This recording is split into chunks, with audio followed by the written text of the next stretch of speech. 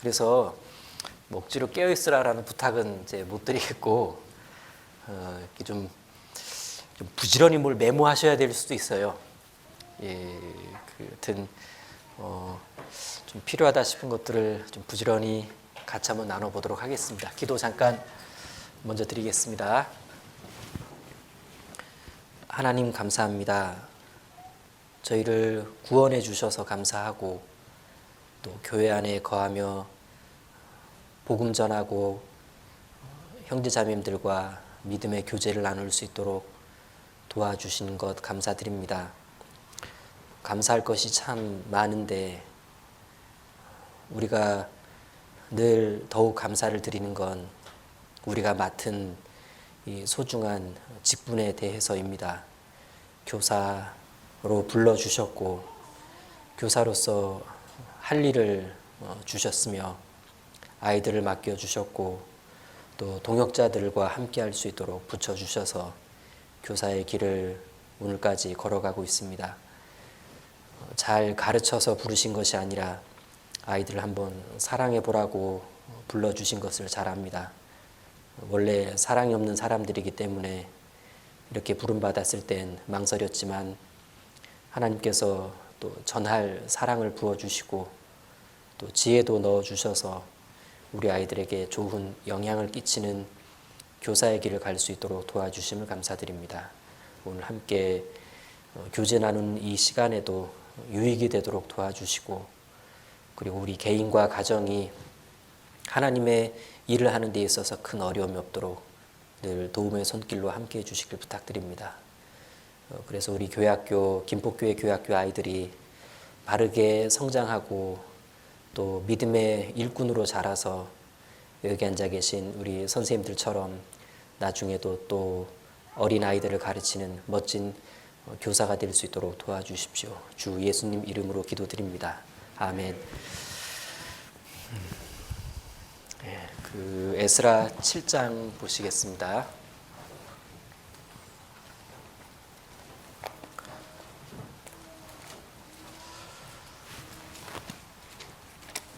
에스라 7장입니다.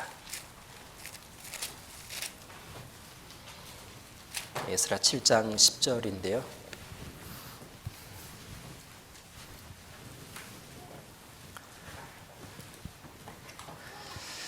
에스라 7장 10절만 같이 읽겠습니다. 에스라가 여호와의 율법을 연구하여 준행하며 율례와 규례를 이스라엘에게 가르치기로 결심하였었더라. 여러분, 뭐 교사 교육하면 빼먹으면 큰일 나는 본문이 요거예요. 그렇죠? 이 에스라 7장 10절 본문이 뭐 교사로서 이렇게 좀 생각해 볼 때 거의 뭐 손가락에 들어가는 본문입니다. 예. 그래서 이것을 시작으로 좀 읽어봤는데, 제가 이렇게 우리 선생님들 뵈니까 우리 주연난 선생님하고 정순교 선생님하고 김준환 선생님만 같이 봉사했었던 것 같아요.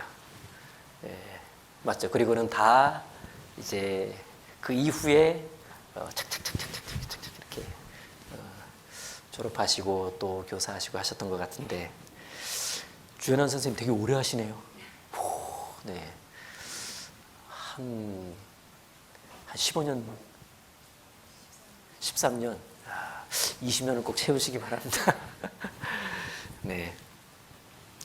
이렇게 교회학교에서 같이 뒹굴던 우리 학생들이 다 교사가 된 멋진 선생님, 우리 형제들 보니까, 자매님들을 보니까 이것이 교회학교의 힘이지 않겠냐라는 생각이 듭니다. 여기 지금 본문에 에스라가 이렇게 말합니다. 결심하여 썼더라 이렇게 돼 있죠. 에스라는 세 가지를 결심합니다. 연구하겠다, 준행하겠다, 가르치겠다. 사실은 가르치겠다 때문에 한 게 연구와 준행입니다. 그래서 가르치기로 결심한 사람들이 교사이기 때문에 자연스럽게 따라오는 것이 연구에 대한 결심과 준행에 대한 결심인데, 연구와 준행이라는 네 글자를 두 글자로 줄이면 뭘까요? 연구와 준행. 연준? 아니고 연구와 준행을 두 글자로 줄이면 묵상입니다. 묵상. 그러니까 우리가 일반적으로 생각하는 묵상의 그 단어 뜻하고요. 실제 묵상의 개념은 좀 달라요. 단순한 큐티 모임이 묵상은 아닙니다. 혼자 이렇게 성경 읽는 게 묵상은 아니에요. 그거는 읽는 거예요. 그냥 그건 성경 보는 겁니다. 원래 묵상의 의미는 여기 이거예요. 연구 플러스 준행. 그러니까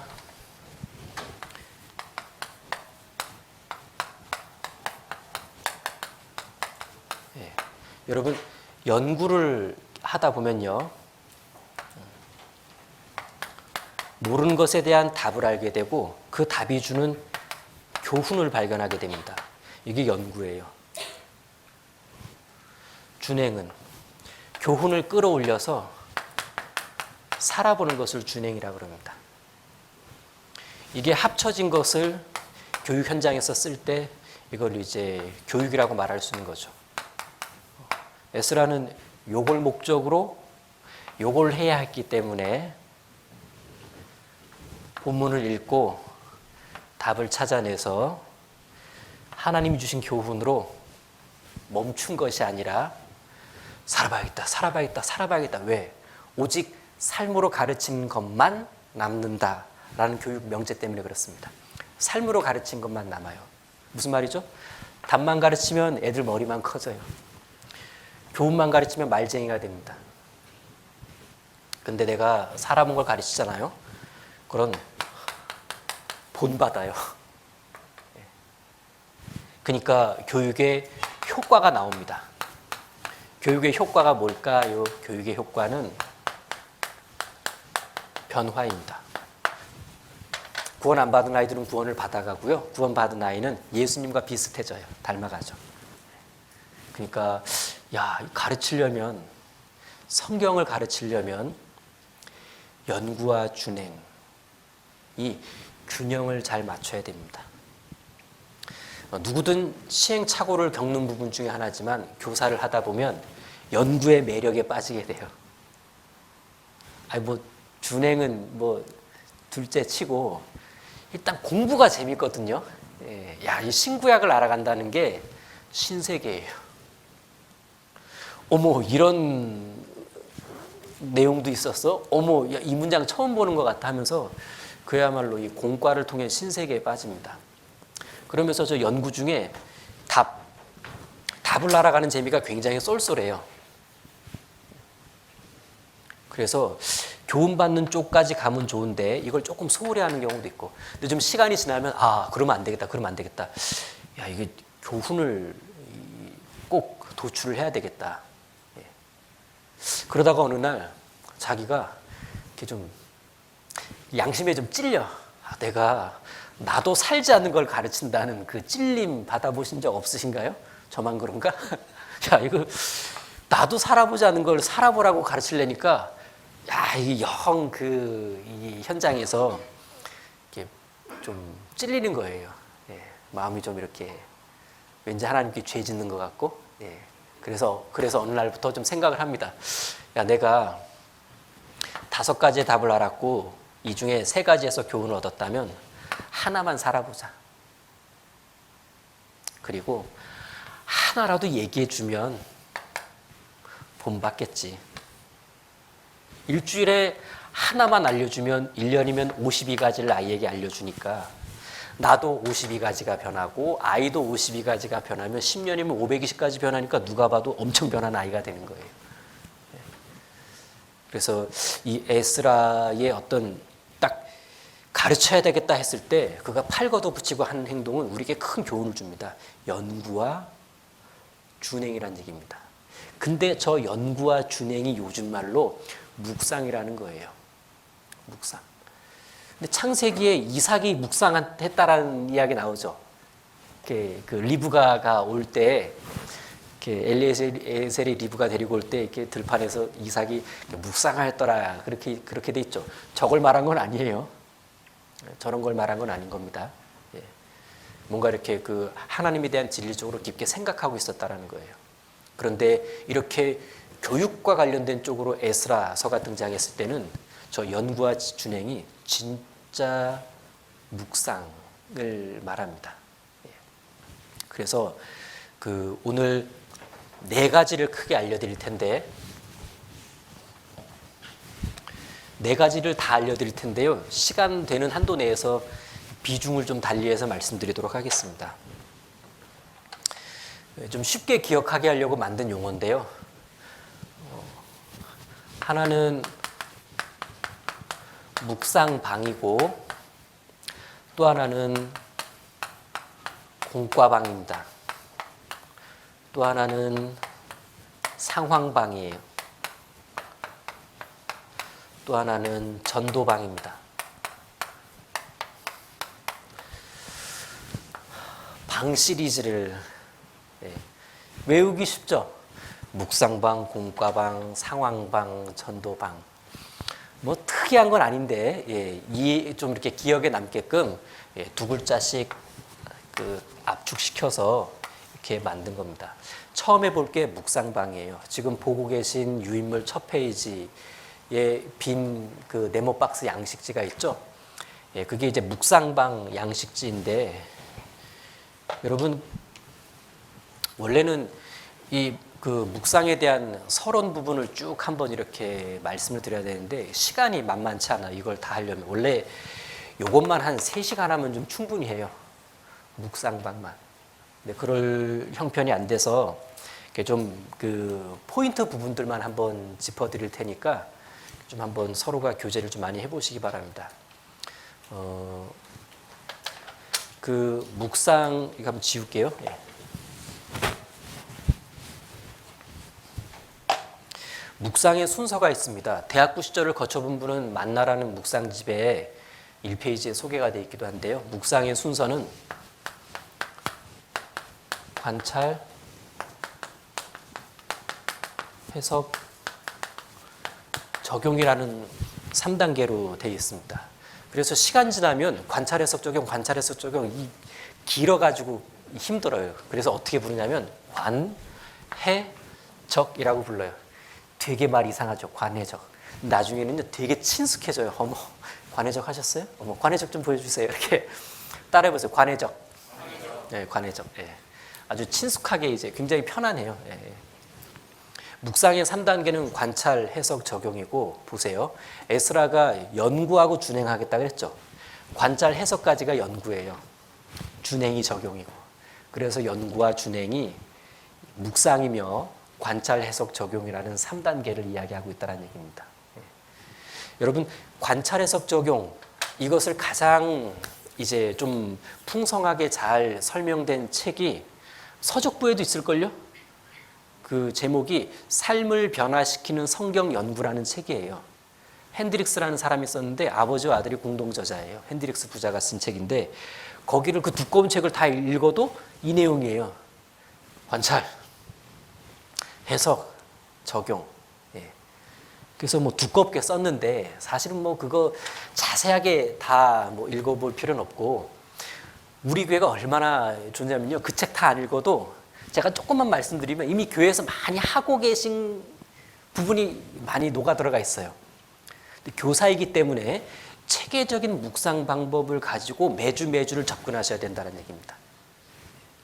그래서 관찰, 해석, 적용이 나와 있고 이걸 이제 교회학교 교사에게 유익하게 임의로 6등분을 나누어서 소개를 한번 해보고 있는 거예요. 지금 양식지가. 그리고 아마 또 나눠드리는 양식지는요.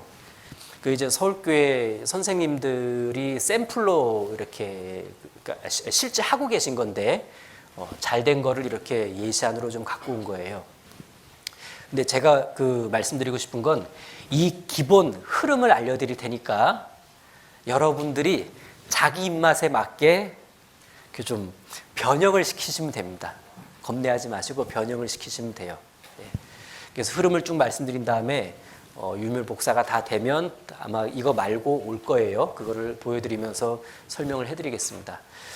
그래서 관찰, 해석, 적용이라는 이 3단계에서 가장 기억해야 될 것은 여러분 3단계인데 각 단계마다 질문이 있다라는 거예요.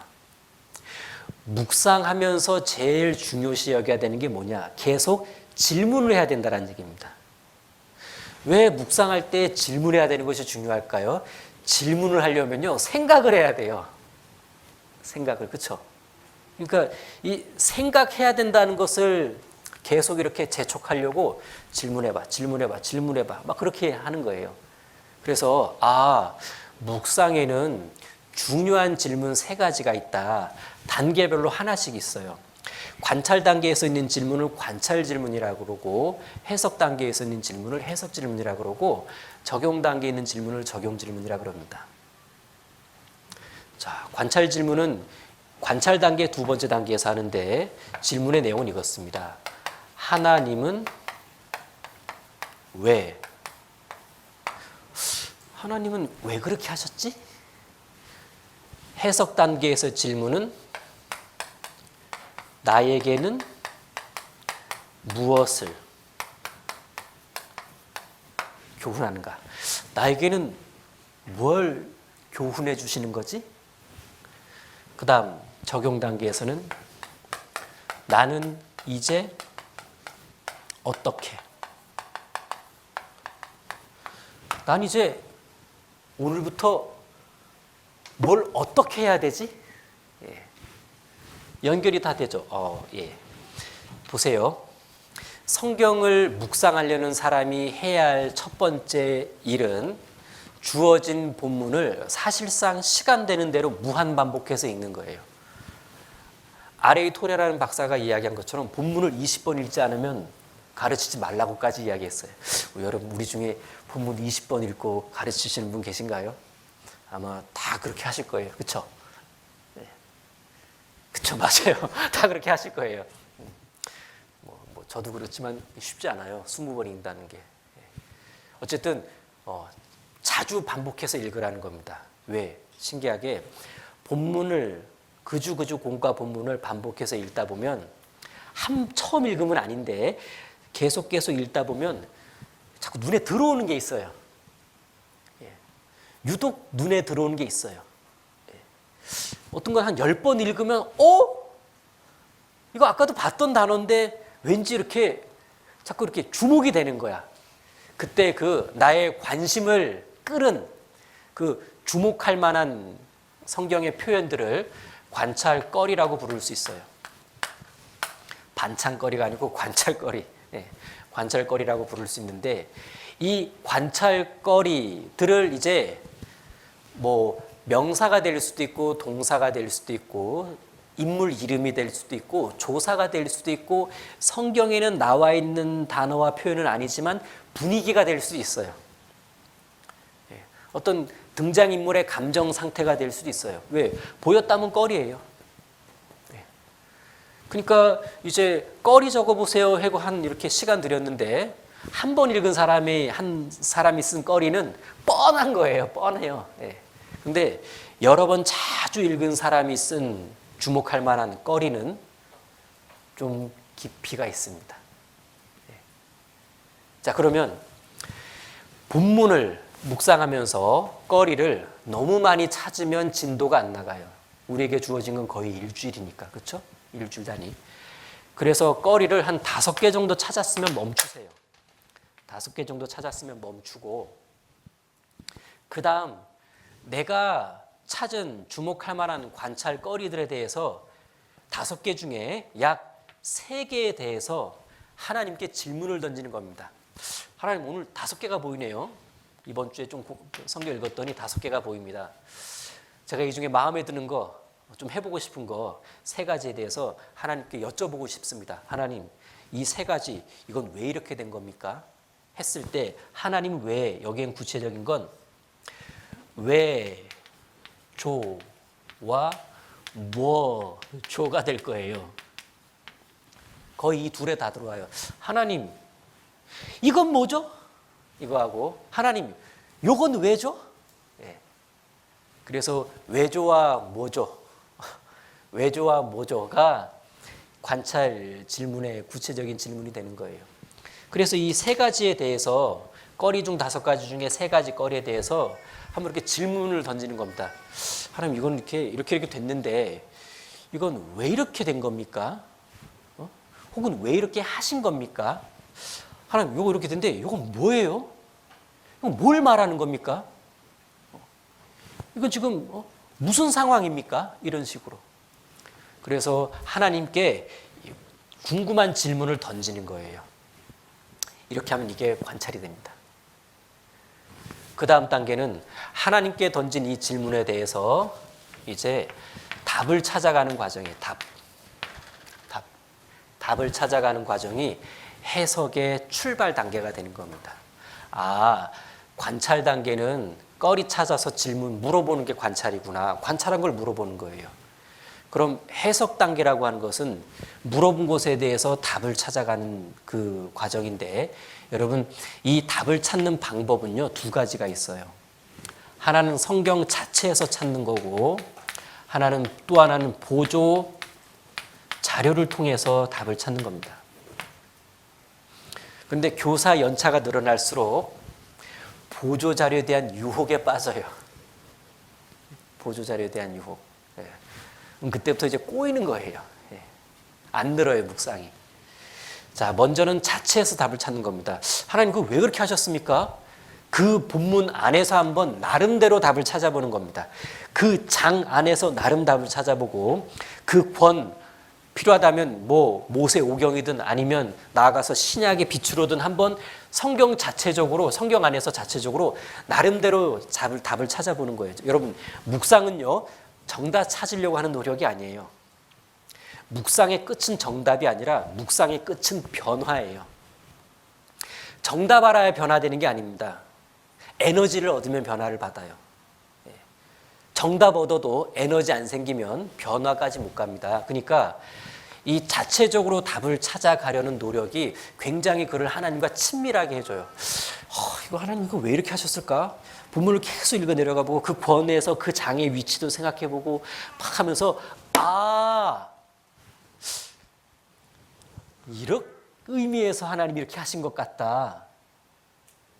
정답이라고 확신은 들지 않지만 왠지 이래서 하나님이 하신 것 같아. 그런 게 되게 중요해요. 그런 게. 그래서 자체적으로 답을 얻어보는데, 다만 교리적인 문제가 있을 때에는 좀 조심할 필요는 있습니다. 그리고 이 보조 자료의 도움을 받아야 될 때가 있어요. 교사이기 때문에 그래요. 교사가 아니고 그냥 형제자매들이 큐티식의 묵상을 하잖아요. 그러면 난 이렇게 생각해. 난 이래서 하나님이 이렇게 하신 것 같은데 괜찮아요. 틀려도 괜찮죠. 근데 가르치는 교사이기 때문에 자체적으로 답을 찾는 것도 중요한데 보조 자료를 활용해야 될 때가 많아요. 정확한 건 좀 알려줘야 되니까. 야, 선생님 있잖아. 이거 이래서 한 거야. 걔가 철수까지 그렇게 믿으면 어떡합니까? 선생님은 이렇게 생각하는데 찾아보니까 맞더라. 혹은 요런 이유가 더 강하더라. 해서 여러분 자체적으로 답을 찾는 노력과 보조 자료를 활용해서 답을 보완해가는 방법이 좀 필요합니다. 이 보조 자료라고 하는 건 이랬잖아요. 이렇게 익스프레스 또 뭐가 있죠? 요새 뭘 보세요? 파노라마. 그렇죠. 파노라마. 익스프레스, 파노라마. 또 뭐 보세요? 2개만 파시는구나. 이렇게 일단 네이버를 많이 쓰시잖아요. 구글이나 그렇죠? 그런 데 가면 웬만한 거 다 우리가 궁금해하는 건 한 번쯤은 질문 다 올라와 이렇게 있는데 그렇게 하거나 이제 아니면 주석서를 활용하는 경우들도 있을 거예요. 요새 그랜드 주석 성경도 PDF 파일로 이제 이미 다 비공식적으로 배포가 돼 있으니까 그랜드 주석 성경 PDF 파일 있으신 분 없으세요? 달라고 하세요. 다 드릴게요. 원어 주석 성경 100몇 권짜리 PDF 파일도 있어요. 저한테 받았다고 하지 마시고 어디서 얻었다고만 하세요. 예. 걸리면 제가 큰일 나니까. 예. 근데 뭐 공공연히 다 이렇게 그 필요한 분 이렇게 다 하고 있으니까 제가 부장 선생님 두 분께 드릴 테니까 예, 한번 보시되. 근데 원어 성경은 보기가 조금 어려워요. 좀 이렇게 양이 좀 많아서. 근데 정말 애매할 때는 도움이 돼요. 정말 애매할 때는 그 단어 하나 원어가 갖고 있는 의미, 이게 원래 조사로 진짜 붙인 건지, 이게 정말 동사로 끝나는 게 맞는, 읽어보니까 동사로 끝나니까 괜히 이상한 거야. 근데 원어를 찾아보면 동사로 끝난 게 아니었어요. 그런 경우들이 이제 가끔 있다라는 얘기입니다. 예. 그래서 뭐 익스프레스도 좋고 파노라마도 좋고 주석서도 좋고, 예. 그래서 단 보조자료가 자체적으로 찾는 것보다 앞서면 안 되고, 읽는 것보다 앞서면 안 되고, 물어보는 것보다 참고서가 먼저 가면 안 돼요. 자꾸 이렇게 교사를 오래 하다 보면 이렇게 일찍 분반을 준비하는 게 아니라 점점 이렇게 주일과 가까워지면서 준비를 하잖아요. 그러니까 이제 급해. 큰일 났다. 그러니까 빨리 뭔가 이렇게 좀 결과물을 원하는 거예요. 그래서 이거 생략 바로 들어가요. 그래서 그때는 이제 되게 기분이 좋은데, 이게 이제 묵상을 이제 할 줄 모르고 망가져가는 이제 지름길 중에 하나입니다.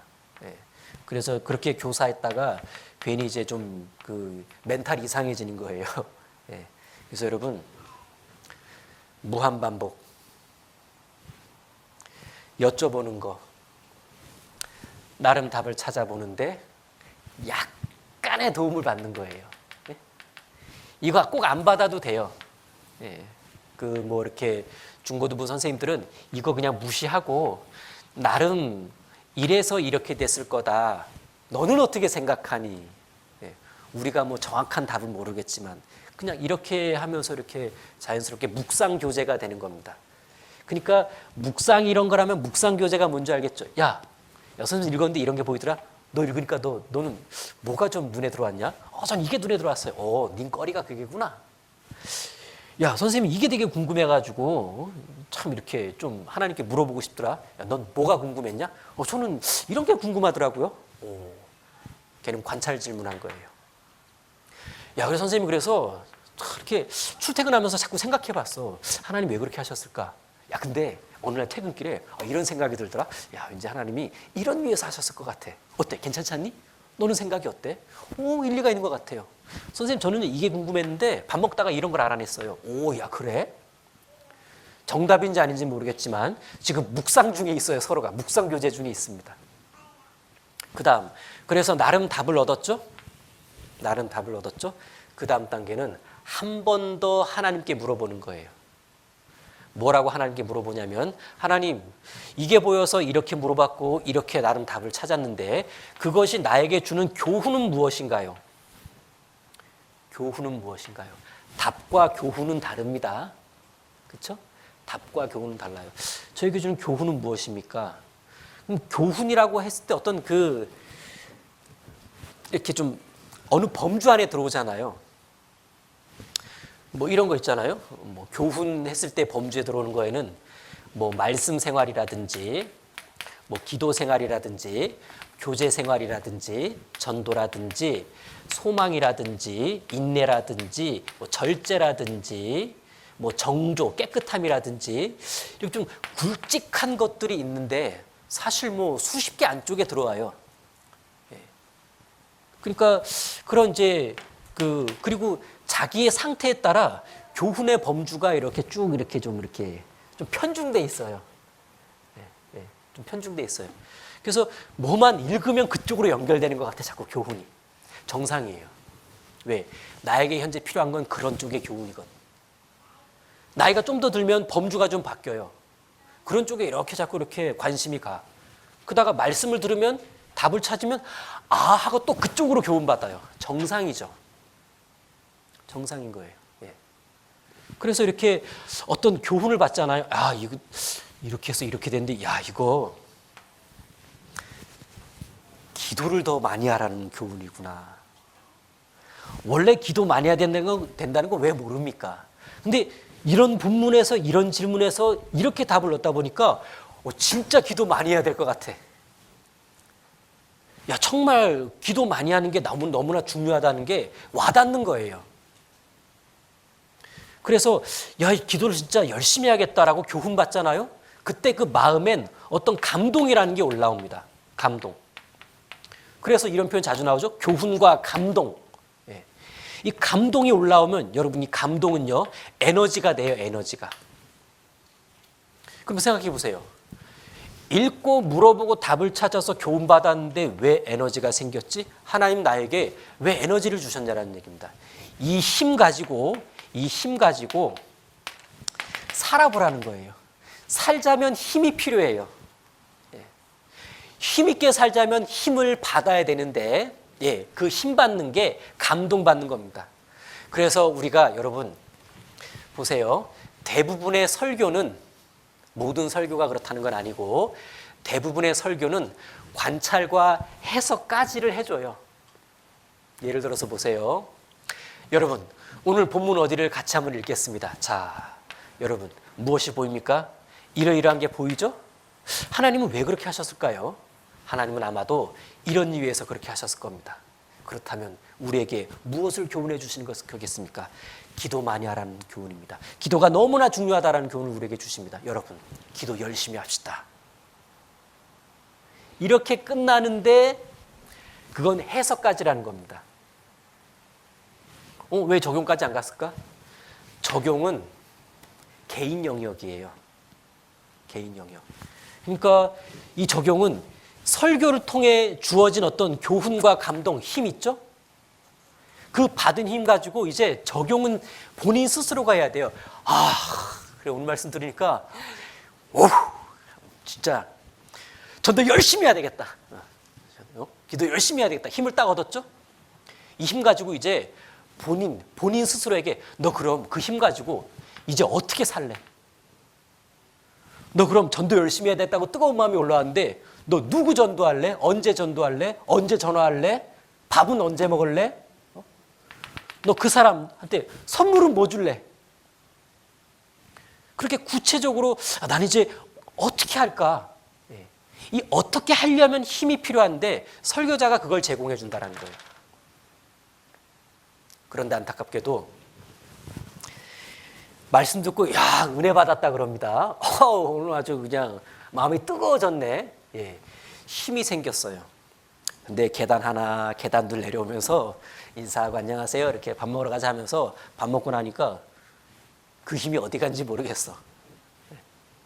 그리고 안타까운 건 월요일날 출근하고 학교 가고 하다 보면 일상과 부딪히다 보면 주일날 들은 말씀이 좋았다는 것만 남아요.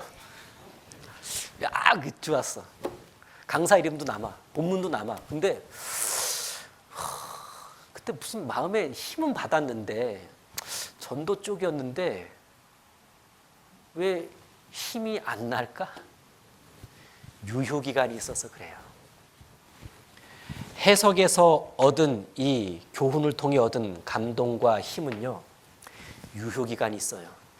여러분 몇 달 전 동계 수련회 때 참 주옥 같은 말씀 많이 지나갔죠. 동계 수련회 말씀은 연중 가장 임팩트한 말씀 중에 하나입니다. 졸지 않았으면 다 뜨거워졌을 거예요. 근데 그 동계 수련회 때 그 뜨거운 마음이 지금 있으세요? 없죠. 어디 갔을까? 어디 갔을까? 한 달 전 들은 주일 말씀에 교훈과 감동과 힘이 남아 있습니까? 희한하게 쉽게 망각되더라라는 겁니다. 그러니까 매주 말씀 듣는 거예요. 매주 수요일 말씀 듣는 거고 주일 말씀 듣는 거고. 그래서 이 해석 단계에서 얻은 교훈, 거기서 나온 감동과 힘은 일정 기간 안에 사용돼야 돼요. 마치 배터리 같아서요. 여기서 이제 배터리 칸이 이만큼이었어요. 꽉 찼습니다. 근데 일정 기간 지나면 사람마다 좀 다르겠지만 일정 기간 지나면 이제 그냥 앵꼬 나는 거예요. 앵꼬 나는 거예요. 그런 경험 있을 겁니다. 이렇게 말씀 노트 필기한 거 있죠. 막 별표 막 쳐져 있죠. 우와 막 대박도 써놨죠. 대박 막 우와 대박. 근데 읽으면서 이게 왜 대박이지? 뭐 이렇게 별표를 크게 쳤지? 그런 느낌 받은 적 없으세요? 제가 그때 이거 왜 그랬을까? 뭐 좋긴 좋았나 보다. 읽어보니까 뭐 공감은 돼. 근데 그때만 같지가 않아요. 아깝죠. 야, 그때 그 뜨거움으로는 뭔가 할 수 있을 것 같았는데 그냥 이제 감동의 추억으로 남은 거예요. 난 그럼 뭘 놓친 거냐? 적용을 놓친 겁니다. 하나님이 한번 살아보라고 힘 주셨는데 나는 감동에 멈춘 거예요. 그냥 감동으로 족한 겁니다. 아, 뜨거워졌다. 아, 참 좋다. 예. 여러분, 설교 감상하라고 설교하는 거 아닙니다. 설교는 방향과 힘이에요. 설교가 뭐냐 할 때 설교는 방향과 힘입니다. 그러니까 여기까지 방향 주죠? 방향. 답이 이거라고까지 방향까지 줍니다. 그 다음은 방향과 힘 줘요. 교훈으로 힘 줍니다. 그럼 방향과 힘을 왜 주냐? 예, 이런 방향으로 이런 힘을 가지고 내 일상과 현장에서 살아보라고 이렇게 재촉해 주는 겁니다. 근데 우리는 방향과 힘을 듣고 나서 하고 오늘 말씀 참 좋다. 그러고 이제 어제랑 똑같이 이제 그냥 하루하루를 살아갑니다. 그래서 생각보다 풍성한 말씀을 많이 들음에도 불구하고 내 삶의 변화의 폭은 좁을지도 몰라요. 누군가 그러더라고요. 우리는 마치 해석을 적용으로 대체하려는 경향을 가지고 있다. 적용 안 했으면서 해석한 걸로 적용 대체하려고 그러는 거예요. 그냥 생각만으로 나 전도 열심히 해야지. 전도 열심히 해야지. 생각만 하는 겁니다. 그리고 적용하면 산다고 착각을 하는 거예요. 전도 열심히 해야 돼. 그런데 다 뜬구름 잡는 얘기예요. 여러분, 여기서 멈추면 다 뜬구름이에요. 과한 표현이지만 이게 구체적으로 나와야 돼요. 그래서 전도 열심히 하겠다, 기도 열심히 해야겠다, 이건 절대 적용이 아닙니다. 그저 감동과 에너지, 힘이고, 적용이란 그래서 나는 전도를 어떻게 할 거냐, 기도를 어떻게 할 거냐. 자, 소소한 예가 이겁니다. 보세요. 기도라고 한다면 기도 더 해야지. 그럼 어떻게 하면 기도를 더 할 수 있을까? 내 삶의 패턴에서 어떻게 하면 기도를 더 할 수 있을까? 뭐 딱 떠오르는 게 식사 기도인데, 식사 기도 때 플러스 10초를 해야 되겠다. 그럼 하루에 기도가 30초 늘어요. 여러분, 식사 기도 10초 늘리면 주변에 눈치 장난 아니에요. 네? 그렇죠? 식사 기도 10초 늘리면 주변이 좀 불편해질 수 있는데, 근데 10초 동안 할 수 있는 기도가 양이 적지가 않아요. 생각보다 10초 동안 이렇게, 특히 밥 먹을 때 그 속도감 있는 식사 기도 때 10초면요, 생각보다 여러 가지 기도를 할 수 있어요. 네. 그게 곱하기 3, 식사 3번 할 때 딱 하면 간식 타임까지 플러스 시키면 5번도 되겠죠. 그럼 진짜 내 삶은 기도 열심히 많이 해야 되겠다라고 그 교훈받은 그 감동과 에너지로 내 삶은 매일매일 30초의 기도가 느는 그의 삶은 변화됐어요. 어떻게? 묵상으로. 이게 묵상의 한 사이클이에요. 그럼 요거는 뭘까요? 요 밑에 나머지 한 칸은? 이건 교사용이에요. 교사용. 요 마지막 1, 2, 3, 4, 5, 6. 여 6번은 교사용인데 거기 나와 있죠. 예. 이제 내가 한번 이렇게 살아보겠다고 한 걸 가지고 일주일이든 5일이든 살아봤습니다. 그러다 보니 우리 분반 아이들이 생각나는 거예요. 난 이렇게 해봤는데 이거 되게 좋다. 이걸 우리 분반 아이들한테는 어떻게 적용하면 좋을까? 교사 입장에서 그게 생각날 수밖에 없다는 얘기입니다. 그래서 내가 해본 것을 우리 분반 아이들한테 좀 이렇게 적용시켜 볼 만하게 좀 변형을 시켜본 거예요. 이렇게 한다. 근데 거기에 뭐라고 써있죠? 학습 목표라고 돼 있죠. 학습 목표하고 뭐가 돼 있습니까? 분반 목표와 분반 활동이라고 돼 있죠. 그래서 먼저는 학생에게 적용할 거 뭐 내가 아이들에게 좀 추천해주고 싶은 거 하나, 둘, 세 개 정도 혹은 하나도 괜찮아요. 한두 개 정도 해본 다음에 이걸 가지고 야, 이거 한번 아이들한테 해보자고 권해주고 싶다. 딱 구체적인 게 나왔죠? 그럼 이걸 해보자고 말하기 위해서는 분반 목표를 뭐라고 딱 명쾌하게 설정하면 좋겠냐? 그리고 이걸 해보자고 해서 세운 분반 목표를 어떻게 활동으로 이렇게 펼쳐낼 수 있냐 해서 분반 목표와 분반 활동이 그 다음에 주어지는 거예요. 근데 실제 분반하다 보면 제일 먼저 뭐부터 쓰고 싶어요? 분반 목표. 네? 분반 활동. 그러니까 쥐어짜야 돼요. 뭐라 그러지 그렇게.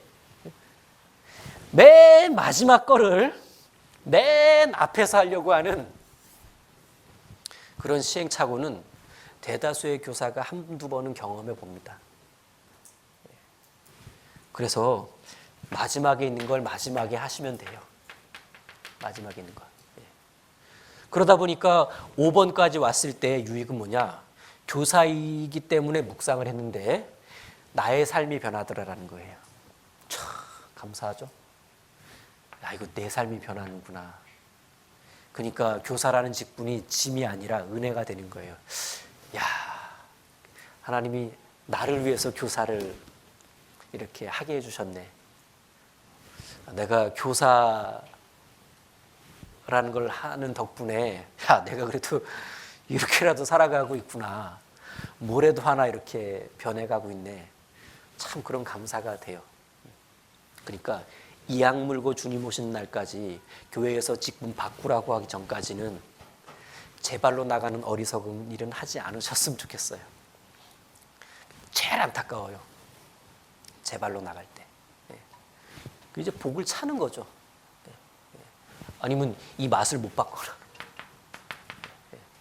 그래서 여러분 이 관찰, 해석, 적용 이 질문을 외워야 돼요. 하나님은 왜? 나에게는 무엇을? 나는 이제 어떻게? 한번 따라해 볼게요. 하나님은 왜? 나에게는 무엇을? 나는 이제 어떻게? 제가 이제 만약에 시간 나서 옆에 가면서 툭 치면 관찰! 툭 치면 하나님은 왜 이렇게 답이 이렇게 질문이 나와야 돼요. 툭 치면서 이렇게 적용 그러면 나는 이제 어떻게 이게 나와야 돼요. 한번 해볼까요?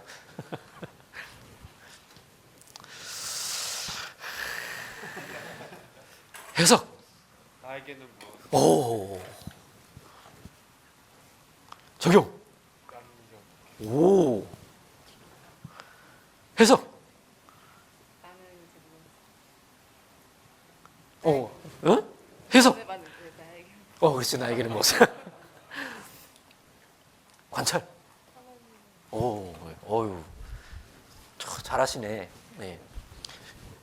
여러분 이 질문 잊어버리면 묵상 다 끝나요. 묵상이 다 깨집니다. 이 질문을 모르면 읽다가 끝나요. 생각하다가 끝나고 이 질문을 놓치면 안 돼요. 하나님은 왜? 나에게는 무엇을? 나는 이제 어떻게? 그 안에 다는 내용들이 엉성해도 괜찮습니다. 시간 가면 잘 교정이 되고 수습이 돼요. 근데 질문을 놓치면 안 되고 스타트가 여러분 우직하게 좀 읽으세요. 화장실에서도 읽고 뭐 출퇴근하면서도 읽고 그냥 걸어가면서도 읽고. 그래서 거리가 나올 때 읽다가 거리가 나오잖아요. 그럼 이제 며칠은 거리만 보는 거예요. 거리가 짧잖아요. 몇 개 썼으니까 거리만 가지고 계속 생각하는 거예요. 하나님과 왜 그렇게 하셨을까? 왜 그렇게 하셨을까? 본문은 얼추 이제 많이 읽어서 연상이 되니까 계속 생각하는 거예요. 하나님 왜 그러셨을까? 하나님 왜 그러셨을까? 그러다가 밥 먹다가 하나님이 그래서 이렇게 하신 것 같구나. 막 그런 이렇게 막 짜릿함이 와요. 이 보조 자료로 답을 얻으면 그냥 그렇구나. 약간의 이제 지적 만족만 있죠. 그래서 여러분 자체적으로 답을 찾아가는 노력을 좀 많이 기울이시면 돼요. 자, 요 흐름이 이제 양식처럼 이렇게 만든 거고, 여러분 이게 정답이다가 아니라, 저도 뭐 이걸 이제 여러 해 이제 수정을 이제 변형을 해온 거예요. 그래서 지금은 제 나름대로는 이게 제일 현재는 최근 버전이에요. 최근 버전이고, 서두에 말씀드린 것처럼 이 기본 흐름을 가지고 자신에게 맞는 관해적 묵상 노트를 만들어가면 되는데, 뒤에 유인물 왔나요? 예. 제가 그 샘플 몇 개를 드릴 거예요. 예. 유치부께 2개가 있고, 초등부께 하나가 있어요. 중고등부 거는 못 구했습니다. 예, 못 구했고, 예, 유초 거리 있는데, 그 중에 이제 그 유치부 거에 되게 마음에 드는 게 하나 있어요. 예. 그래서 그 마음에 든다는 얘기는 뭐냐면, 변형을 시켰어요. 예, 변형을. 예. 그래서 뭔가 이렇게 자기 이렇게 좀 고민해서 자기 나름의 이렇게 스타일로 이렇게 좀 변형을 했는데 흐름은 지켰어요. 근데 이제 어떻게 변형시켰는지 한번 보시는데, 자, 이 관찰 해석 적용 교사 모임 때 서울은 이렇게 해요. 교사 모임 때 토요일 날 교사 모임 하는데 딱 교사 모임 딱 시작하면 관해적 교재를 합니다. 예. 관해적 교재 하는 방법은요, 읽기만 하는 거예요. 이거 쓴 거. 사족 닮은 시간 늘어져요. 그냥 안 썼으면 안 쓴 대로 넘어가고요. 쓴 것만 읽으면 다 알아들어요. 왜? 다 같이 읽은 본문이기 때문에 저는 왜 이렇게 해서 했고, 쓴 건 한 줄인데 말은 막 10줄이야. 그러면 안 되고, 관해적 교재 때는요, 발표예요. 발표. 저는 거리를 1, 2, 3, 4, 5 했습니다. 저는 질문을 1 이렇게, 2 이렇게, 3 이렇게 했습니다. 답. 저는 답을 1번 답은 이렇게 달았습니다. 교훈은 저는 이렇게 달았습니다. 제가 구체적으로 생각한 적용은 요거 이때 이렇게 하는 거입니다. 그리고 며칠 동안 이렇게 해봤습니다. 우리 아이들에게 하고 싶은 건 이 중에 1 요거입니다. 그래서 목표를 이렇게 달았고 활동은 이것을 할 예정입니다. 끝. 요게 이제 요게 이제 관해적 교재예요. 이게 이제 서로 이렇게 나누면 훈련돼 가지고요. 여러분 이 표가 머리에 있다고 생각해 보세요. 굉장히 묵상 실력이 늡니다. 근데 이제 이런 관찰 해석 적용의 묵상의 어떤 흐름이 안 잡혀 있으면 많이는 읽었고 열심히는 읽은 것 같은데 왠지 남들에게 뒤처지는 것 같고 이게 뭐가 뭔지 모르는 것 같고 읽은 만큼의 소득은 없는 것 같고 방법을 몰라서 그럴 수 있어요. 더더욱 교사라면 가르치는 게 목표이기 때문에 연구다운 연구, 꼭 해야 하는 준행. 그리고 그래서 연구와 준행으로 가르치는 일을 이제 하는 겁니다. 그래서 가르치기에 꼭 해야 하는 것이 관찰 해석 적용이라는 것을 이렇게 말씀을 드립니다. 유인물이 왔네. 예, 좋습니다. 네네.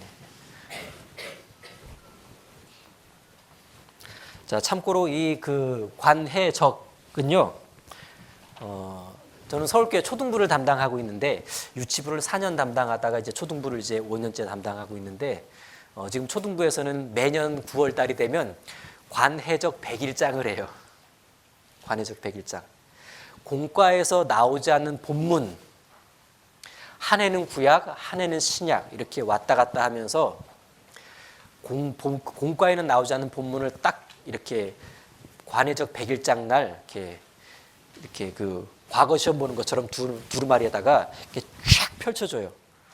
그럼 선생님들이 와 하죠. 그럼 그때부터 40분 줘요.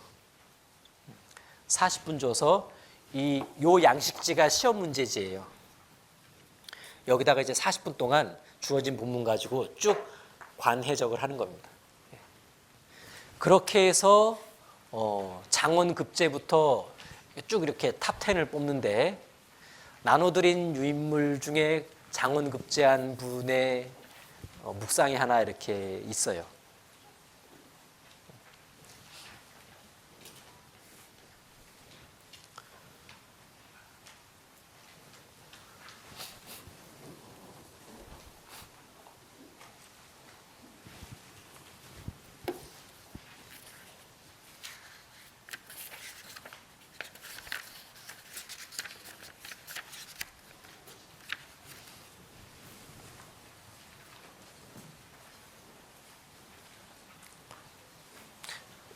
남으면 저도 한부, 남으면 저도 한부, 남죠 남기는? 네.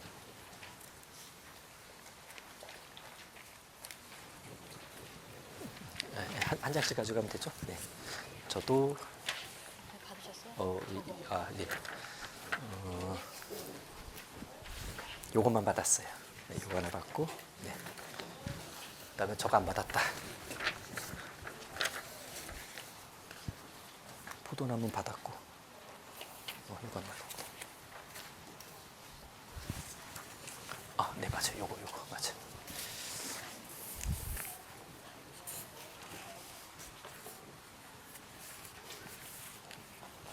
오.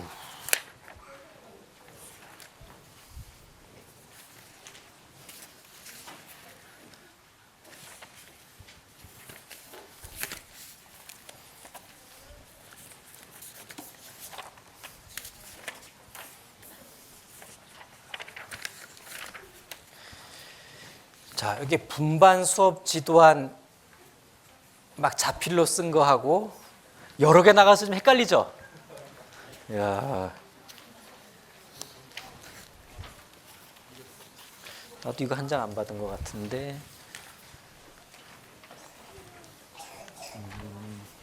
맞아, 요거 안 받았어요. 솔로몬이 4장인 것 같아요. 맞지, 솔로몬이 4장이에요. 네. 솔로몬의 판결 관해적이 2년 전 101장이었는데 그 솔로몬 관해적에서 장세영이라는 선생님, 장세영 선생님이 쓴 거 한번 좀 보시겠어요?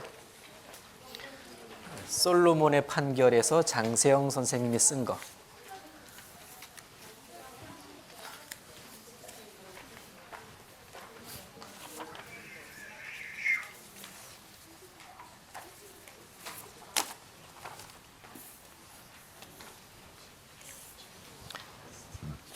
네, 장세영 선생님이 쓴 솔로몬의 판결 찾았나요? 네. 찾았구나. 네. 요게 장원급제예요. 40분 동안 한 건데, 야, 이게 그래서 이 선생님은 장원급제를 2번 하신 분이에요. 똑똑해서가 아니라 매주 하세요. 요 선생님이 6학년 분반하면서 이제 같이 하는 팀들이 이제 만들어졌어요. 아예. 관해적 팀들이 만들어졌어요. 자꾸 이렇게 좋아하는 사람들끼리 이렇게 그렇게 하는 거예요. 그래서 2년 동안 2번을 장원급제 하셨는데 솔로몬의 판결이니까 공과에는 안 나오죠. 예, 지혜로운 솔로몬은 나오지만 솔로몬의 재판은 이제 바로 뒤에 이어지는데 다루지는 않아요. 여기 근데 보세요. 거리를 이렇게 적었어요. 1. 나와 이 계집이 한 집에 사는데, 예, 말씀의 한 부분이죠. 그다음에 2. 창기 2계집. 3. 내 것도 되게 말고 내 것도 되게 말고 나누게 하라 라는 이런 극단적인 표현. 그다음에 4. 내가 아침에 자세히 보니 내가 낳은 아들이 아니더라. 5. 하나님의 지혜가 저의 속에 있어 판결함을 보이더라. 이게 이 본문의 마지막 말씀입니다. 질문을 이제 이 5개 중에서 질문을 4개를 달았어요. 왜 2계집은 같은 집에 살게 되었을까? 2계집이 한 집에 사는 건 뭘 의미할까? 하나님 왜 2 여자가 같이 살았죠? 이걸 뭘 의미하는 겁니까? 이렇게 관찰 질문을 던졌고, 2. 직업이 창기인데 어떻게 아들을 얻게 되었을까? 남편이 있는 걸까? 하나님 어떻게 아들 낳은 거예요? 뭔 일이 있었죠? 그다음에 3.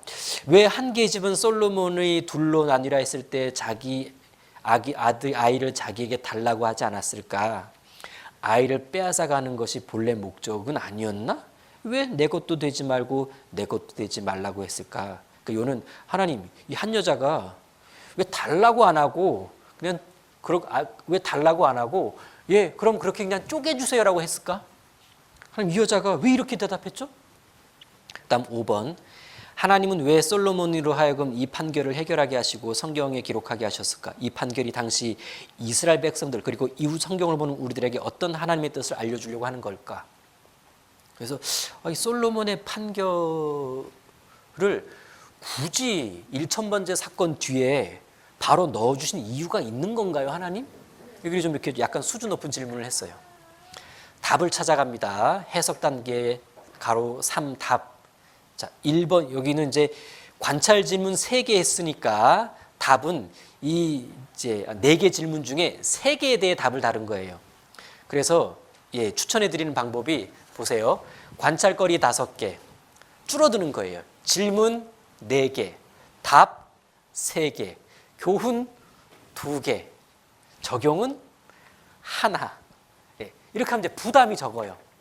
부담이 적습니다. 그래서 잘하셨죠? 5개, 4개, 3개. 자, 답 1번에 나를 여기 왜 2개의 집에 같이 살았냐 했을 때 나를 해하려 하는 자, 나를 질시하고 내 것을 빼앗으려는 자, 곧 마귀는 우리 곁 아주 가까이에 살고 있다는 걸 보여준다. 2개의 집이 어떻게 한 집에 살게 되었는지는 알 수 없으나 분명한 건 악한 계집이 한 집에 함께 사는 것에 다른 계집이 동의했다는 것이다. 마귀는 속이는 자로서 사람은 그가 마귀인 줄 알지 못하고 자기 가까이에서 함께 동거하는 것에 의심 없이 허락할 수 있다.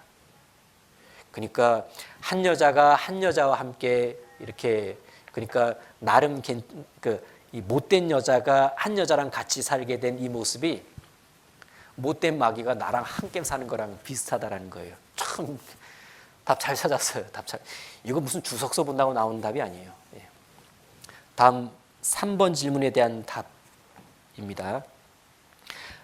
악한 계집의 목적은 아이를 빼앗아가는 것이 아니라 본래 어미가 자기 아이를 가지지 못하게 하는 데 있다. 이는 독한 시기와 질투로 자기 아이를 잃은 악한 계집이 남의 아이를 탐낸 거라고 보기보다는 다른 계집이 자신의 처지와 같게 아이를 잃은 어미가 되었으면 하고 바라는 악한 마음이다. 이게 딱 마귀 마음이에요. 그렇죠? 구원은 못 뺏어가도 신앙은 망쳐버리게 하는 거예요. 하나님을 자기처럼 떠나 살게 만들고 싶어하는 목적. 되게 답을 잘 달았죠. 다음 5번 질문에 대한 답을 달았네요. 이 판결이 뭔 의미입니까? 이 판결은 당시 이스라엘 백성들에게 하나님이 왕으로 세우신 솔로몬에 대한 충성, 왕권 강화를 이루는데 한 역할을 하였다. 백성들은 하나님이 세우신 솔로몬의 지혜와 그를 통해 역사하시는 하나님의 권능을 목격했을 것이다. 성경을 보는 우리들에게는 이 판결은 마귀의 역할, 신앙생활의 원리를 알려주시려고 한 것 같다. 잘은 모르겠는데 이럴 것 같다라고 자체적으로 답을 찾은 거예요. 그래서 지금 답을 찾은 1, 3, 5번에는 제 관점에서는 주석서 느낌이 안 나고 보조자료 느낌이 안 나고 자체적으로 답을 찾은 느낌이 많이 난다라는 거예요. 왜 이런 생각을 하냐? 딱 우리 교회 스타일로 썼어. 우리 교회 스타일이죠. 그렇죠? 이렇게 보니까. 주석서 뺏겼으면요 우리 교회 스타일 아닌 표현들 딱 눈에 잡히거든요. 근데 우리 교회 스타일로 썼어요. 자, 그래서 이 답 3개 중에 2개의 답에서 교훈을 딱 빼요. 그러니까 교훈은 그럼 답은 이런데 그게 나에게 주는 교훈은 무엇인가? 하나님, 그래서 저에게 주는 교훈은 무엇인가요? 요 1번 답에서 교훈을 빼냈는데 1. 나는 나도 모르게 내 마음속에 마귀를 들이고 있지는 않은가? 내 마음속에 살아계신 하나님의 성령과 악한 마귀가 동거하고 있지는 않은가? 마귀를 내 마음에 들임으로써 그로 인한 피해, 마귀 도둑질, 이 아이 뺏어가는 것처럼 그로 인한 피해를 받고 있지는 않은가? 그리고 3번 답에 대한 이제 교훈. 그러니까 여기 1번의 답에 대한 교훈은 야, 내 속에도 마귀와의 동거가 있겠구나. 섬찟하죠? 3. 마귀는 그리스도인이 가진 하나님의 영광을 시기하고 빼앗으려 한다. 그러나 빼앗아도 가져갈 수 없기에 구원을 못 뺏어가니까 뭐라고요? 아예 쪼개어 없애려고 한다. 이게 딱 우리 교회 스타일이죠. 쪼개어 없애려고 한다. 마귀가 그리스도인에게서 빼앗으려고 하는 것 중에 하나가 바로 말씀이다.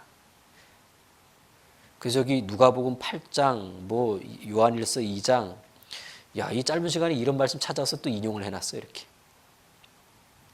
그래서 그 교훈 끝에 마귀가 내 마음속 하나님이 넣어주신 말씀을 빼앗아가지 못하도록 대비하자. 그럼 이럴 때 이 마음은 아, 그래, 이놈의 마귀가 말씀 못 뺏어가게 막아야지. 소중한 말씀 받고 뺏기면 억울하잖아. 아, 내가 이제 마귀한테 말씀 뺏기나 봐라. 이렇게 어떤 강한 결심이 이제 생기는데 대부분 거기서 끝난다라는 얘기예요. 나 이제 말씀 안 뺏길래. 나 이제 말씀 안 뺏길래. 그러다가 다음날 되면 또 말씀 뺏기죠. 여기 대비하자 하고 적용으로 넘어갔어요. 여기 교사에게 적용하기. 대비책이 이제 구체적으로 나오는 겁니다. 그럼 이제 나는 이제 어떻게 구체적으로 나는 이제 어떻게 할 거냐? 요 대비책을요. 이렇게 썼죠. 마귀에게 들은 말씀을 빼앗기지 않도록 10시에서 11시에 말씀 들은 것을 복습하고 암송하기. 왜? 10시에서 11시에 보통 드라마나 예능을 보는 바람에 기도하지 않고 그냥 잔 적이 많다. 그러니까 자기 그 패턴을 분석 잘한 거죠. 그래서 그 시간에 TV 대신에 말씀 복습과 암송으로 다음날 세상과 마귀와의 전쟁에 대비하자. 그리고 읽을 말씀이요, 읽을 범위가 다음 주 머릿돌 본문 말씀으로 딱 이제 특정화 시킨 겁니다. 여러분, 막연한 적용이에요? 구체적인 적용이에요? 구체적인 적용이에요. 자, 그래서 6번 학생에게 적용하기. 시험 본 거니까 살아본 시간이 없잖아요. 40분 동안 쓴 거니까. 그래서 어떻게 이제 이렇게 살아보겠다, 이렇게 살았을 거다라고 가정하고 이제 학습 목표를 쓴 거예요. 학습 목표. 우리 주변 가까이에 마귀가 있어 우리 마음에서 말씀을 빼앗아 가려고 하는 것을 안다. 요거를 이제 알게 하는 게 학습 목표고, 마귀가 말씀을 쪼개기 위해 넣어주는 세상 것을 버리고 내 마음속 말씀을 더욱 단단히 붙들기 위해 암송한다. 학습 목표가 말씀 빼앗아 가려는 마귀를 알게 하고, 그리고 말씀 빼앗기지 않으려면 말씀 단단히 붙잡아야 되니까 방법 중에 하나가 암송이라는 걸 소개해 준다는 게 학습 목표예요. 이 학습 목표 가지고 학습 활동을 만들었습니다. 1. 마귀가 우리 곁에 있어서 우리에게 무엇을 빼앗아가고 싶은지 성경을 통해 알아보기. 말하게 하겠죠, 이렇게 쭉 아이들한테. 그 다음에 2. 우리 곁에 마귀들의 대화를 상상으로 역할을 꾸며보기. 야, 너 뭐 뺏어가고 싶냐? 마귀. 나 그거 뺏어가고 싶어. 이런 식으로. 다음 3. 이런 마귀를 대비하여 나만의 암송 비법을 생각해보고 공유하기. 아이들이 암송을 하잖아요.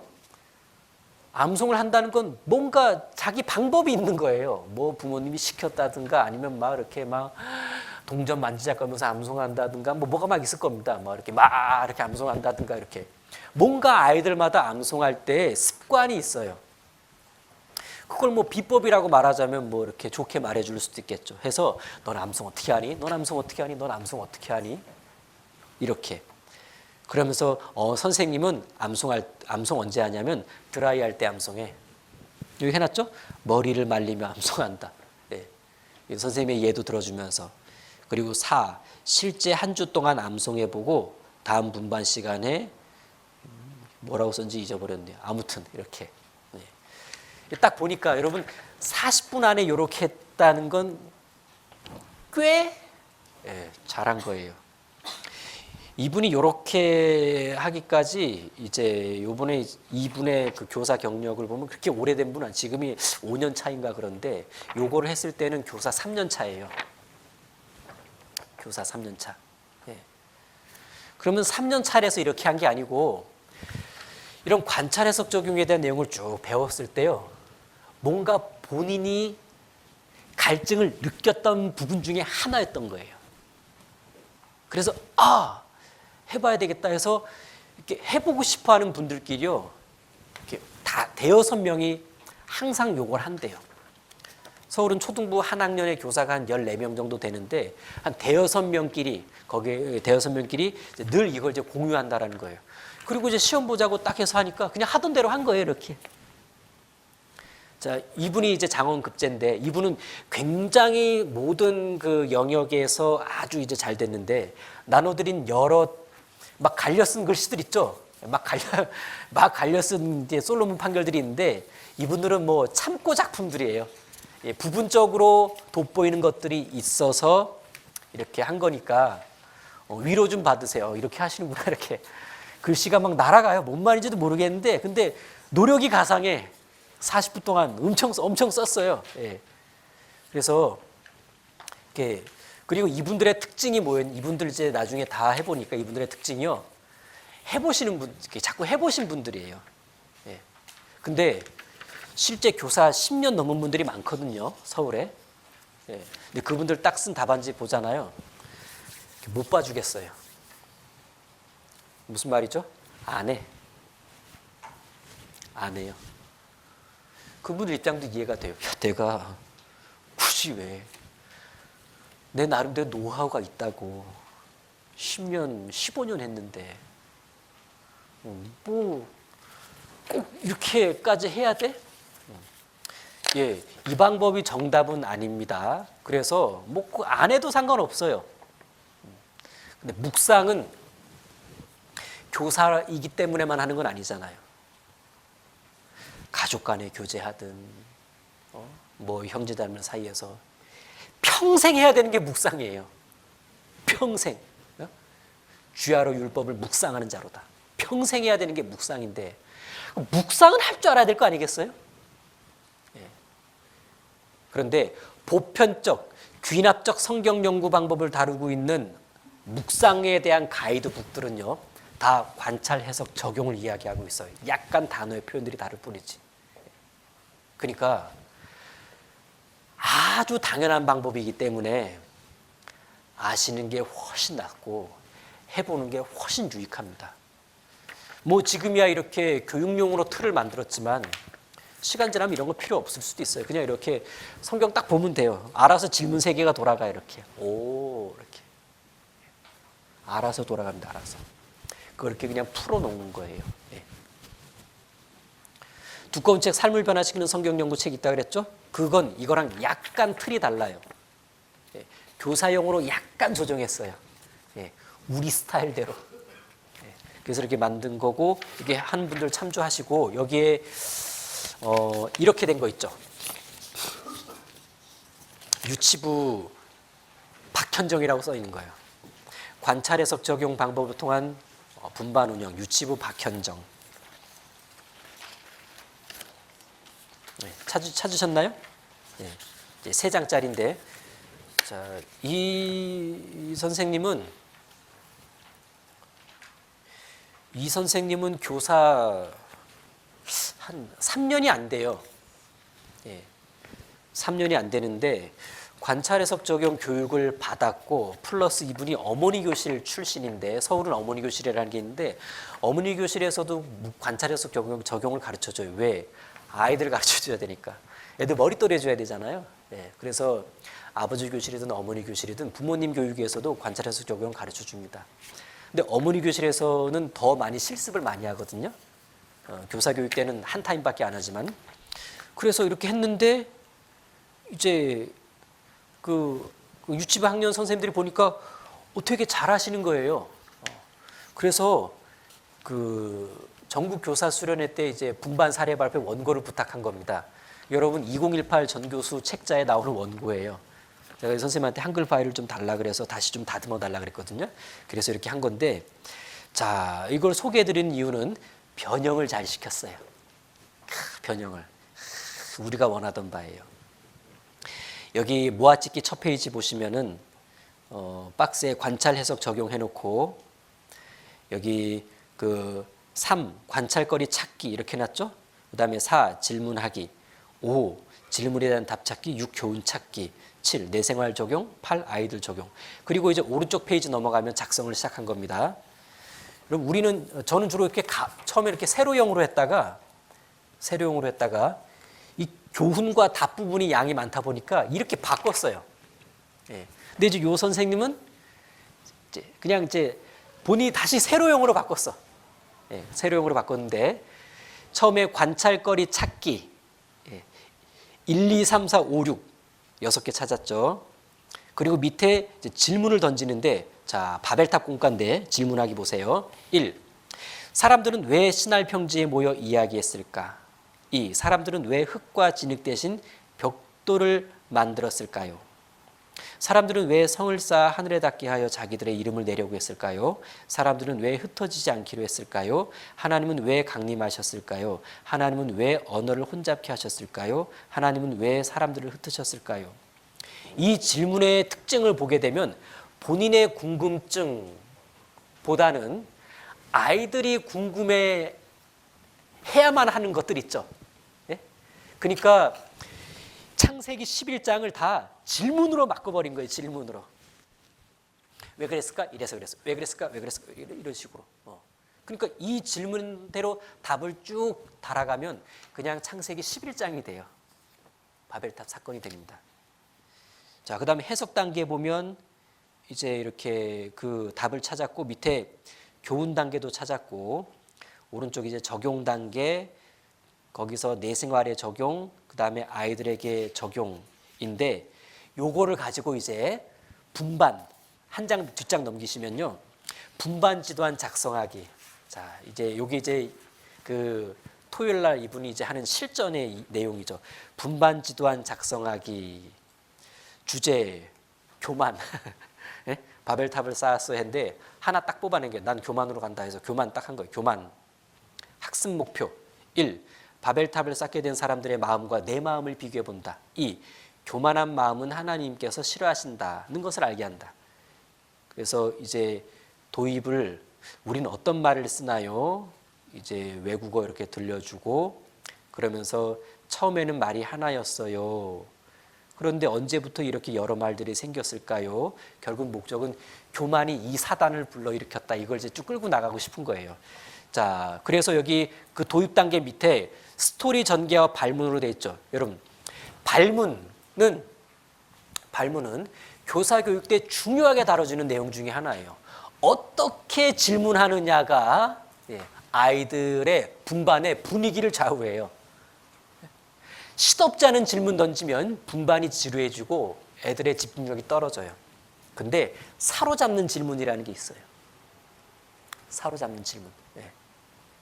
그게 이제 발문 기술이죠. 여기 이제 이분이 이제 본문 중심의 발문인데 여러분 하나님은 흩어져 살으라고 했는데 사람들이 모였어요. 그것도 신할 평지에 흩어지라고 살았는데 모였어요. 하나님 보시기에 어떠셨을 것 같아요? 흩어지라 그랬는데 모여 살았어요. 이거 다 대답할 줄 알겠죠? 예? 이 선생님이 7세반인데 하나님 보시기에 어땠을까요? 안 죽으셨을 것 같아요. 예, 그렇게 대답을 합니다. 자, 그 다음 발문. 사람들은 하나님이 주신 진흙과 돌을 쓰지 않고, 이 선생님이 공부 많이 했죠. 하나님이 주신 진흙과 돌을 쓰지 않고 벽돌을 만들었어요. 이때 이제 구운 벽돌인데 그 마음은 어떤 마음일까요? 이땐 구운 벽돌이 아니고 햇빛에 말린 벽돌입니다. 자, 그 마음은 어떤 마음이었을까요? 사람들이 성을 쌓으려는 마음은 어떤 마음이었을까요? 사람들이 하늘에 닿게 하여 이름을 내려는 마음은 어떤 마음이었을까요? 여러분 여기 반복되는 게요. 맨 위에는 하나님 보시기 어땠을까요? 그래서 하나님의 마음이 어땠을까요? 라고 했지. 그 다음에는요. 이제 사람들의 마음은 어땠을까요? 이럴 때 사람들의 마음은 어땠을까요? 이럴 때 사람들의 마음은 어땠을까요? 왜 이렇게 했죠? 나중엔 그래서 네 마음은 어떠니? 이걸로 가려고 한 거예요. 이 발문 기술이 대단한 겁니다. 하나님의 마음은 어땠을까로 싹 가서 이때 사람들의 마음은 어땠을까로 가가지고 야, 너 마음은 어때? 우리 친구 마음은 어때요? 이렇게 가는 거예요. 아주 잘 끌어당기고 있는 겁니다. 자, 이렇게 해서 본문 중심의 발문과요, 그 옆에 생활 적용 발문이라는 게 있어요. 이분의 나름 창조 영역입니다. 생활 본문 중심의 발문과 생활 적용 발문. 그러니까 본문 중심의 발문이란 관해까지를 말해요, 그렇죠? 관해까지를 말한 거고 생활 적용 발문은 적용 쪽으로 이제 딱 포인트를 맞춘 거예요. 야, 요렇게 변형을 이렇게 하니까 아주 이제 고민을 많이 한 겁니다. 그래서 생활 적용 발문. 나는 하나님 말씀 중 따르기 싫은 말씀이 있나요? 나도 내 마음대로 행동한 적이 있나요? 나도 친구들에게 내가 최고야 라고 얘기한 적이 있나요? 나도 친구들에게 자랑한 적이 있나요? 하나님은 내 마음을 보시고 마음이 어떠실까요? 내가 만약 바벨탑 쌓는 곳에 있었다면 어땠을까요? 하나님이 기뻐하시는 마음은 어떤 마음일까요? 하나님은 내가 어떤 마음이기를 바라실까요? 이 질문을 다 했다라는 게 아니겠죠? 20분 분반 시간에 다 하면 이게 아주 굉장히 쉽지 않을 거예요. 골라서 했을 겁니다. 골라서 했을 거고, 뭐 했을 때 이거 애들이 힘들어한다 그러면 이제 그럼 이제 다른 거 물어볼게 하고 넘어갔겠죠. 아무튼 선생님이 계획한 이 생활 적용 발문은 이렇게 좀 이렇게 넉넉하게 준비를 잘 하셨습니다. 그래서 본문 중심의 발문의 결론도 밑에 있고 생활 적용 발문의 결론도 밑에 있고 맨 아래 실천 활동까지를 이렇게 했습니다. 그래서 여러분 요거는 아주 관찰 해석 적용, 관찰 해석 적용을 잘 녹인 분반 지도안입니다. 매년 전교수 때 분반 사례 발표 저는 유심히 봐요. 그 분반 사례 발표 안에 보면 분반 활동들을 막 소개하잖아요. 매년 뭐 유치부 3건, 초등부 3건, 중고등부 3건. 저는 꼼꼼히 봅니다. 근데 사실요, 죄송한 얘기지만 마음에 드는 게 많지 않아요. 이게 무슨 성경 교육이냐, 솔직히 말하면. 이벤트지. 네? 이벤트 소개하는 게 되게 많아요. 뭐 죄송한 얘기지만. 네. 사실 이런 게 분반 아닙니까? 우리 교회가 어떤 교회입니까? 말씀 중심, 복음적인. 유치부 분반을 이렇게 준비하려고 하다 보면 오늘 바람개비 날릴까 아니면 종이배를 만들까. 묵상하세요. 묵상. 발문을 5세 수준, 6세 수준, 7세 수준으로 잘하면 머릿돌 교육이 잘 이루어지는 겁니다. 머릿돌 교육이. 그러려면 나부터 묵상에 튼튼해져 있어야 돼요. 그래야 아이들에게 맞는 묵상 수준으로 발문까지를 만들어낼 수 있죠. 그렇게 해서 만들어진 나름의 어설프지만 나의 분반은 성경적인 분반이 되는 거예요. 이벤트가 아니라.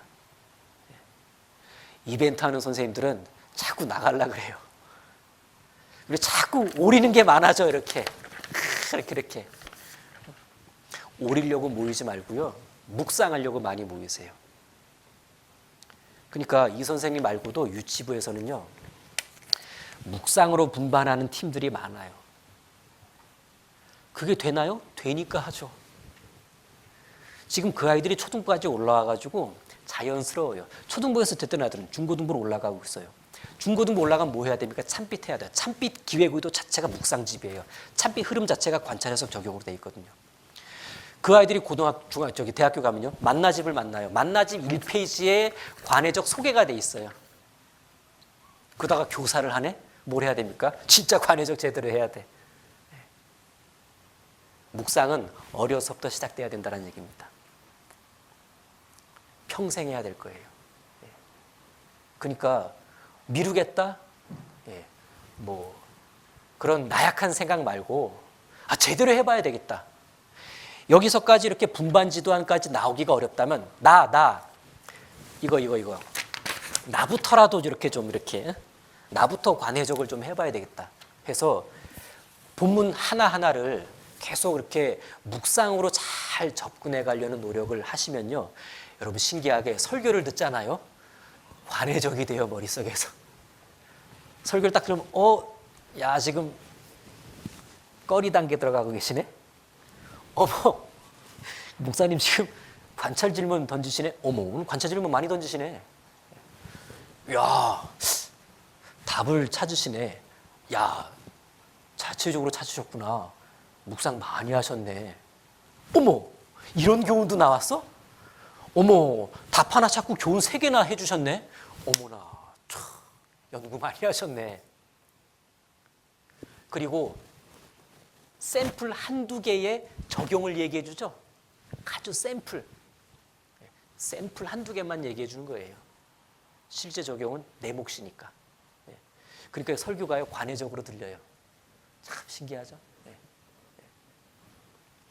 그래서 피하면 손해다. 관찰 해석 적용은. 그래서 묵상방이라는 것을 좀 잘 생각해 두시고 나머지는 다 샘플들이에요. 이렇게 보시고 자, 2번째가 묵상방 다음이 공과방입니다. 처음에 나눠드렸던 이렇게 스테이플러 찍혀 있는 이걸 보시면은 한 장을 이렇게 넘기시면요. 자, 뭐 다 해드리면 좋은데 초등부 머릿돌 공과와 관련된 공과방만 언급을 해드립니다. 자, 지금 묵상방을 하나 했고, 자, 이제 공과방을 들어갑니다. 공과방, 뭘 말하는 걸까? 예, 공과 목록이 들어가 있는 방을 말하는데, 공과방은 여러분 두 군데 있어야 돼요. 한 군은 하나는 머릿속에 있어야 되고 또 하나는 성경 맨 앞에 있어야 됩니다. 제가 실제 김포에서 교사를 하고 있을 때 제 성경책 앞에는 공과방이 있었어요. 공과방이. 지금은 그 공과방이 없어요. 왜냐? 지금은 다른 고민을 해야 되니까. 하지만 지금은 여전히 공과 목록 리스트는 있어요. 2018 공과 리스트인데 유, 초, 중고. 예. 저는 초등부를 담당하고 있지만 유초, 중고 다 돌아가거든요. 예. 그리고 여기에는요 1년치 공과가 아니라 이렇게 해서 유, 초, 중고, 유치부 1년치, 초등부 2년치, 중고등부 3년치에 중복되는 공과들 다 두들겨 뭉쳐서 신약인지 구약인지 주제 설교인 주제 공과인지를 분류해서 만든 거예요. 그러니까 이거는 저에게 필요한 공과방인 거고, 여하튼 1년치 유초중고 공과 리스트가 들어가 있습니다. 기본적으로 저는 유초중고 공과 목록 공과방이 외워져 있어요. 토시 하나 안 틀리고 다 외우고 있다는 게 아니라 딱 보면 야 저거 중고등부 3년차 공과 중에 하나인데, 저거 초등부 무슨 공과인데, 저 유치부 무슨 공과인데, 예. 자연스럽게 이제 뻔해지는 거예요. 예. 그러니까 이제 지금은 안 하지만 예전에는요 시험도 봤어요. 공과 리스트 외워서 쓰기. 예. 그냥 17번에 아예 빈칸 만들어 버리는 거. 당황스럽다. 17번이 뭐? 17번에 해당하는 공과 제목을 완성하라는 얘기예요. 단어 빈칸 안 주고 통째로 비워버립니다. 다 외우게 하는 거예요. 일단 외우게 하는 거예요. 이유 없어. 그냥 일단은 공과 제목을 외우는 거예요. 가급적 토시 하나 안 틀리고. 그럼 이제 머릿속에 공과방이 생겨요. 그리고 그 공과방이 또 하나 성경 앞에 있죠. 자, 이제 이 상태에서 무슨 일이 벌어지냐면, 자, 주일 말씀을 듣습니다. 주일 말씀을 듣기 전에 교사는 뭐부터 하냐? 머릿속에 있는 공과방부터 방에 불을 켜야 돼요. 방문을 열고 1번 공과방부터 탁탁탁탁탁탁탁 티팅팅팅팅 26번 공과방이 기억이 안 나. 그럼 앞에 딱 보면 이거구나. 예. 여러분 한 1, 2분밖에 안 걸려요. 머릿속에 공과방이 다 열려 있습니다. 그 다음 이제 설교를 듣는데 놀라운 일이 벌어집니다. 설교 듣는 중간중간 계속 저거 무슨 공과인데, 저거 무슨 공과 관련된 건데, 저 내용은 무슨 공과랑 연결, 저거 무슨 공과랑 되게 잘 어울린다. 계속 이 생각이 드는 거예요. 그때 어떤 갈증이 느껴지냐면, 왜 이렇게 오늘 공과 내용이 많지? 이걸 어떻게 좀 해보고 싶은 거예요. 오늘 공과 내용 되게 많이 지나가는데 너무 아까운 거예요.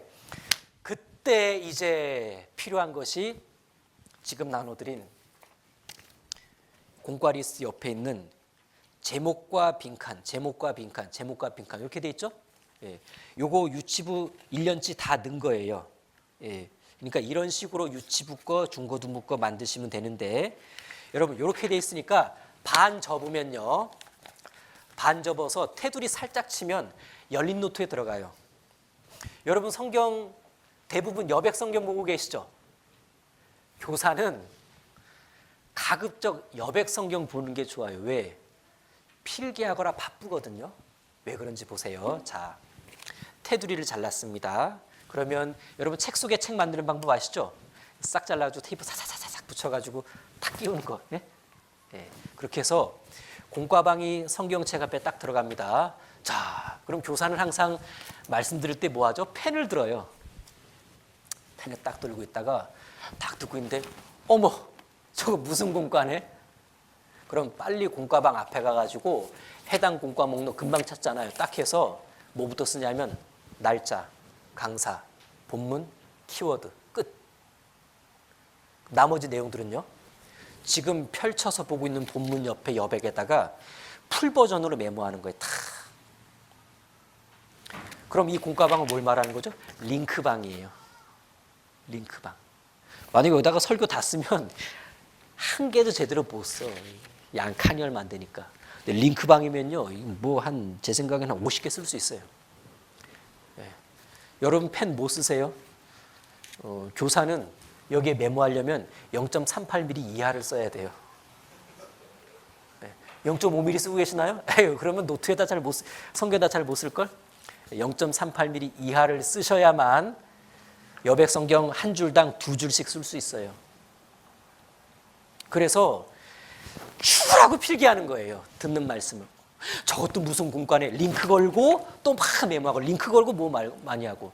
그래서 실제 이제 가끔 그 시험도 봤었는데 주일 설교를 5분 잘라가지고요. 제가 틀어줬어요. 그리고 이제 공과방 하나 다 이렇게 던져주고 자 선생님 자 준비하세요 틀어주겠습니다. 딱 틀었더니 5분 동안 그 가장 많은 공과방을 쓰신 분이 8개 5분 설교했는데 해당 공과가 8개였다라는 거예요. 어떻게 생각하세요? 1시간 반짜리 주일 설교, 수요일 설교 듣는다고 생각해 보세요. 생각보다 공과가 많이 지나갑니다. 성령이 교회들에게 하시는 말씀을 들을지어다. 사실은 공과 준비는 평소에 하는 게 제일 좋아요. 임박해서 4, 5일 전에 막 인터넷 막 말씀 막 듣고 막 근데도 이해는 잘 안 되고 내용은 어렵고 그러니까 막 쥐어짜야 되죠? 재미가 없어요. 그러면서 말하죠. 교사는 어려워. 말씀 가르치는 건 너무 어려워. 쥐어짜서 가르치려니까 어려운 거예요. 그런데 평소 말씀 생활 중에 구역 모임 때, 청년의 모임 때, 수요 말씀 때, 모임 말씀 때 그때 막 이렇게 하면 평소에 공과와 관련된 내용들을 내가 메모한 거라 나중에 그 공과를 하려고 할 때 공과방을 펼쳐서 링크가 몇 개 걸려있나 보면 이제 딱 기대가 되죠. 여기 링크 3개 걸려있네. 딱 보니까 야 그때 구역 모임 때 하신 말씀이야. 생각이 나요. 그때 분위기. 그때 그 어떤 그 감동의 분위기들 딱 되면서 야 이거 얘기해 주면 되겠다. 우리 분반 아이들한테 요거 요 부분을 조금 더 내가 이렇게 좀 정리해서 좀 교제해 줘야 되겠다. 그게 교회 안에서 배운 말씀으로 교회 아이들에게 가르치는 거예요. 굉장히 교회적이지 않습니까? 굉장히 교회적이죠, 그렇죠? 그래서 어느 교회라고 호명은 안 하겠습니다만 되게 큰 교회예요. 우리 교회 중에 되게 큰 교회인데 거기는 공식적으로 그 인터넷에 있는 공과 말씀을 안 들어요. 담임 목사님이 이제 안 듣지 말라 그랬어요. 막 당황했겠죠. 왜 그러세요? 이렇게 우리 교회학교로 왜 그러세요? 뭐라 그러셨냐면 닥쳐서 준비하지 말고 평소에 묵상한 걸로 하시라고. 정답이에요. 평소에 교회에서 배운 걸로 하시라고. 그 목사님이 잘못 얘기하셨나요? 아니요. 정답을 얘기하신 거예요. 그런 것에 있어서 공과방은 굉장한 유용한 도구가 됩니다. 굉장한 유용한 도구가 돼요. 그리고 제가 나름 썼던 방법의 공과방을 말씀드린 거죠. 여러분 나름의 공과방을 개발하시면 돼요. 자기 스타일이 있으실 거 아니겠습니까? 예. 근데 추천해 드리는 건 링크를 걸게 해주셔야 좋고 실제 구체적인 내용은 성경 곳곳에 계속 메모를 하는 게 좋다는 얘기입니다. 메모를 하는 게. 그러니까 어떤 분이 그래요. 뭐 여백도 많지 않은데 계속 필기하다가는 칸이 없을 거 아니겠어요? 제가 이게 딱 이제 서울로 가면서 전도연 시작하면서 딱 새로 사서 시작했으니까 이게 지금 이제 9년째 된단 말이죠. 저는 거의 메모합니다. 아니 거의 무조건 메모예요. 근데 이렇게 보면 아직도 10년은 더 쓸 수 있을 것 같아요. 생각보다 틈새가 많아요. 정말 빈칸이 없으면 앞페이지 참조 이렇게 쓰면 돼요. 앞페이지에다 메모하면 돼요. 그러니까 여러분 교사 한 20년 하면 괜찮게 하는 거죠. 그렇죠? 20년. 아, 내가 20년 정도 교사해야 되겠다라고 마음 잡수셨다면 여백성경 하나만 있으면 돼요. 거기에 계속 필기해도 전혀 부족하지가 않습니다. 예. 그래서 어떤 분이 자꾸 와서 물어봐요. 빈칸이 없을 텐데요. 그럼 제가 보여줘요. 보시라고. 아직 10년 남았다고 그렇게. 예. 그러니까 여백 성경에 계속 깨알같이 메모해도 한 20년은 필기할 수 있다. 근데 여러분 가끔 이렇게 말씀 노트 갖고 다니시죠? 1년 지나면 말씀 노트가 실족하죠. 말씀 노트가 교재 떠나죠. 어디 간지 몰라. 얘가 잠수 탔어. 와, 너 어디 간대? 그런데 못 찾겠어요. 예. 나랑 떨어질 가능성이 커요, 걔가. 예. 예. 그리고 이렇게 여러분 단권화가 좀 좋거든요. 예. 가방에다 이것도 넣고 저것도 넣고 이렇게 복잡하잖아요. 그러니까 이 안에다가 공가방 넣고 필기 다 하는 거예요. 예. 그렇게 했을 때 굉장한 효율성이 있다는 것을 알게 되고요. 그러니까 중요한 거, 공가방은 머릿속에 한 번 있어야 되고 머릿속에 공가방이 있지 않으면 안 넘어가요, 일로. 왜? 저게 어디 공과랑 관련된지가 감이 안 잡히거든요. 근데 머릿속에 공과방이 다 들어와 있으면요, 1시간 반짜리 말씀에 수십 개 공과가 지나갈 겁니다. 진짜로. 네. 그러면 진짜 교회 안에서 평소에 배운 말씀으로 아이들에게 양질의 교육을 해줄 수 있다는 얘기입니다. 그게 공과방이에요. 이해되시죠? 네. 그 다음 쭉쭉쭉쭉 넘어가면은 상황방이라고 부를 수 있는 것이 있는데 공과방과 거의 맥락은 비슷합니다. 이 상황방도 성경에 들어오면 좋은데 어디에 들어가면 좋냐면 성경 앞쪽 말고 뒤쪽. 앞쪽엔 공과방, 뒤쪽에는 상황방. 자, 여기서 말하는 상황방은 왜 상황방이라 그랬냐면 아이들 교육 상황이라는 게 있습니다. 네. 자, 여기 교육 상황 그 앞 페이지를 가야 돼요. 교육 상황 샘플이 나와 있는 게 있어요. 공과방 끝나는 옆 페이지에 상황방 시작하는 우리 분반 아이 교육 상황에 필요한 말씀 내가 만들기, 여기 옆에 교육 상황 예시안을 써놓은 게 있죠. 여기서 말하는 상황이란 우리 분반 아이 교육 상황인데 연초가 되면 1월, 2월 되면 분반 아이들 한 명 한 명 상황이 파악되면서 얘는 좀 번잡하다. 얘는 조금 이기주의적이네. 얘는 맨날 자기가 하려고 그래. 얘는 맨날 늦어. 물론 부모님이 늦어서 그런 거지만은. 네. 얘는 자꾸 이렇게 친구 이렇게 괴롭히려고 그래. 그게 일종의 교정이 필요한 교육 상황이에요. 도움이 필요한 교육 상황이라고. 여기 그 예시를 들은 겁니다. 교육 상황 1. 주일원금으로 받은 돈을 자기 마음대로 사용하려는 분반 학생. 욕심. 분반 수업이 끝나기 전에 먼저 집에 가겠다고 분주하게 가방을 챙기는 이 어린이. 자주 이러는 거예요. 교사의 말을 의도적으로 막 자꾸 끊는 애가 있어요. 그러니까 이런 것들이 분반 선생님이 이제 교육 상황이라고 만든 건데 여러분 어떻게 해야 되냐면요. 분반 아이가 5명이잖아요. 한 명에게 집중된 교육 상황을 쓰시면 안 되고 한 명에게 하나. 네? 한 명에게 하나. 누구에게나 교육 상황이라는 건 있습니다. 얘에게 하나, 얘한테 하나, 얘한테 하나 해서 5명이니까 일단 5개의 교육 상황을 딱 적고, 그러니까 5개의 교육 상황을 적는다는 얘기는 5명의 아이가 머릿속에 계속 있다는 얘기예요. 이 교육 상황이 교사는 머릿속에 딱 상황방이 있습니다. 그리고 이 상황방 요 양식지가 공과방처럼 접혀서 테두리 천에서 성경 맨 뒤에 책 속의 책으로 싹 들어가 있으면 자 이제 구역 모임, 조 모임, 청년회 모임, 대학부 모임, 주일 말씀, 수요 말씀 들을 때 바빠요.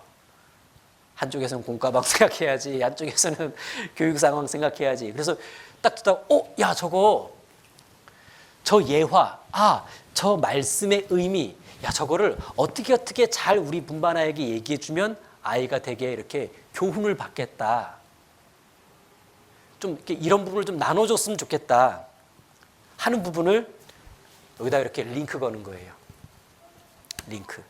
자세한 내용은 계속 여기다가 다 풀 버전으로 필기를 하는 거고. 그러니까 쓰면서 공과방 썼다가 상황방 썼다가 공과방 썼다가 상황방 썼다가 졸까요? 못 졸까요? 못 졸아요.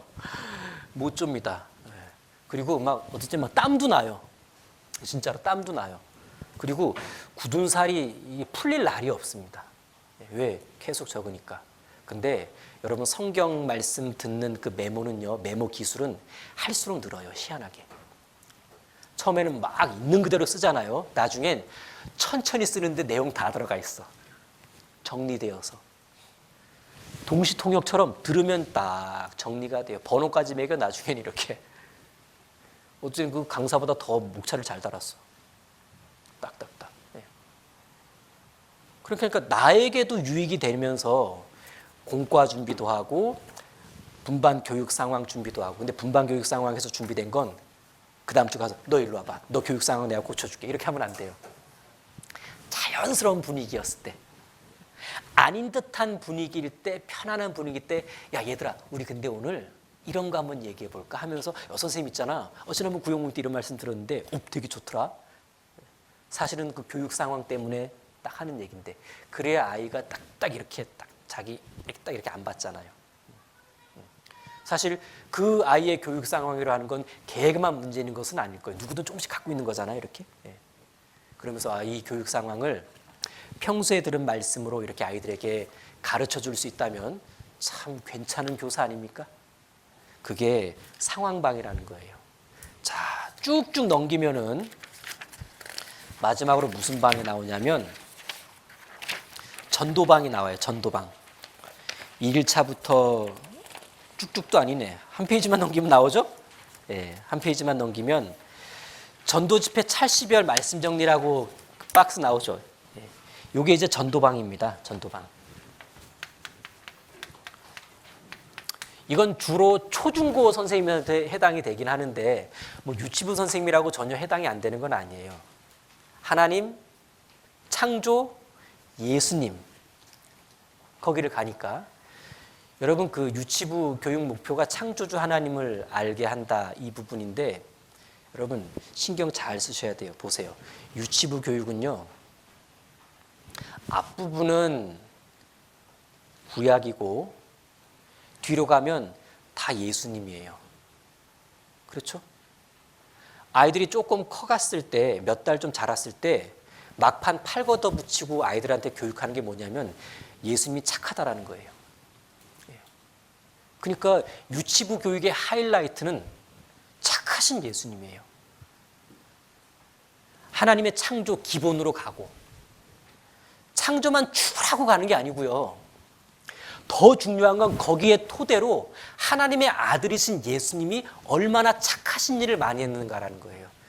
그래서 유치부의 예수님 공과와 초등부의 예수님 공과 개수는 비슷해요. 그런데 초등부 예수님 공과는 복음 내용이 많고 유치부 예수님 공과는 다 거의 착한 일을 하신 예수님이에요.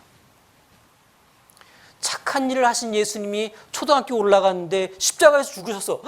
저 좋으신 분이 왜 죽으셨을까? 자기 때문이라는 걸 알게 되고 깊은 회개와 복음에 대한 큰 감격을 받게 되죠. 그러니까 유치부 교육의 중요한 부분 중에 하나가 예수님이 예수님, 착한 일을 하신 예수님. 그러니까 이 전도방 할 때 그 유치부 선생님들도 창조뿐만 아니라 예수님과 관련된 내용을 전도 집회 말씀 중간중간 혹은 복음 때 들어갈 때 잘 메모해 두실 필요가 있어요. 예.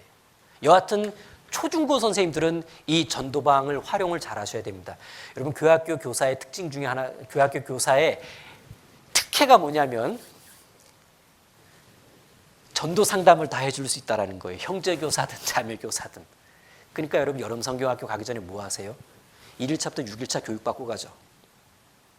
자기 분반 아이 1일차부터 6일차는 본인이 해결해야 돼요. 그거 다 상담실로 밀어넣으니까 다 안 되잖아요. 상담인은 지치고. 원래 분반 아이 구원 확증 여부는 본인이 일단 책임져야 돼요. 자기 분반 아이니까. 1일차 뭐가 부족한지, 2일차 어떻게 들었는지, 얘가 죄에 대해서 뭘 애매하는지, 복음은 얘가 어디를 이렇게 딱 이렇게 해줘야 되는지. 그러니까 이 초중고 분반교사의 특징은 상담을 해줄 수 있다는 거예요. 근데 교회 학교를 벗어나면요, 쉽지 않아요. 상담인이 있고 전도인이 있으니까. 그렇죠? 예. 그러니까 저는 이 특혜가 너무 좋다고 생각합니다. 예. 근데 활용을 잘 못해. 예. 왜? 아니, 내가 무슨 상담을 이렇게 상담하시는 분한테. 예. 그럼 위급할 때는 어찌 가실 거예요? 예. 상담인들 학위 수양회 때 다 철수했고 침례도 끝났는데 애는 구원받고 싶대. 어떡하실 거예요? 미안하다. 전도인들 다 가셨다. 교회 가서 알아서 해라. 그렇게 하실 거예요? 버스 올 때까지 상담해야죠, 본인이. 그러니까 상담할 수 있어야 돼요. 아이도 눈피를 가장 잘 아는 사람은 누구일까요? 상담인? 아니에요. 분반교사예요. 분반교사. 예. 저도 못 따라가요. 분반교사는 진짜 잘 하시더라고. 예. 표현력도 기가 막혀요. 아주 그냥 쏙쏙 들어가게 해줘. 예. 그러니까 틀을 잘 정리하면 돼요. 평소에 이제 성인 집회든 뭐 여러 가지 집회가 있잖아요. 그때 이것도 책 속의 책처럼 성경 뒤에 꽂혀져 있을 때 전도 집회 말씀드릴 때요, 자기가 소속된 부서에 맞게끔 계속 메모해 가는 거예요. 야, 저거 이렇게 탁탁탁 이렇게. 예. 그래서 이 전도방은 중간중간 이렇게 그 타이핑으로 잘 전도해 두시면 자기만의 분반 아이 쭉 상담 부분을 잘 준비하는 교사가 될 수 있고 결국은 천국잔치나 학예 수양회 때 빛을 발하게 될 거예요. 그래서 이 전도방은 평소에 이렇게 집회 말씀 때 잘 활용을 하시면 좋을 거예요. 근데 이 전도 집회 말씀방은 이렇게 안 해도 모든 성도들은 전도 집회 때 다 메모를 필기를 하잖아요. 근데 이게 어디 간지 몰라. 어디 간지 몰라요. 예. 뭐 어딘가 있겠지. 예. 근데 이런 식으로 방이 마련되어 있어서 하면 목표가 분명해져요. 난 교사지. 나 상담해줘야 되는 분반 교사지. 딱 이렇게. 사명감을 가지고 일목요연하게 메모를 잘 해나갈 수 있다는 얘기입니다. 그래서 오늘 4가지 방을 배웠어요. 따라해보겠습니다. 묵상방, 공과방, 상황방, 전도방. 다 마스터하기가 쉽진 않겠지만은 3, 4, 5 모여서 조금씩 한번 해보셨으면 좋겠다라는 생각이 듭니다. 기도하고 마치겠습니다. 하나님 감사합니다. 우리 김포교회 교회학교 선생님들과 함께 여러 가지 방 이야기들을 나누어 보았습니다. 교회에서 전해지는 풍성하고 꿀 같은 많은 말씀들이 우리 아이들에게 잘 녹여질 수 있도록 하는 일에 우리 분반 선생님들의 역할이 참으로 크고 귀합니다. 먼저는 묵상하는 교사가 되게 해주시고 묵상하는 아이들이 되도록 아이들에게 묵상 훈련을 하는 분반을 할 수 있도록 도와주시고 여러 가지 도움이 될 만한 내용들을 잘 메모해가는 여러 가지 방을 만드는 기술들을 가지고 유익이 되게 활용할 수 있도록 도와주시길 부탁드립니다. 선생님들 한 분 한 분의 개인 형편과 사정을 잘 아시오니 이 귀한 봉사를 하는데 큰 어려움이 없도록 도와주시고 허락하신다면 주님 오시는 날까지 최선을 다해 이 길을 걸어갈 수 있도록 도와주시길 부탁드립니다. 우리를 사랑하시는 예수님 이름으로 기도드립니다. 아멘. 예, 수고하셨습니다.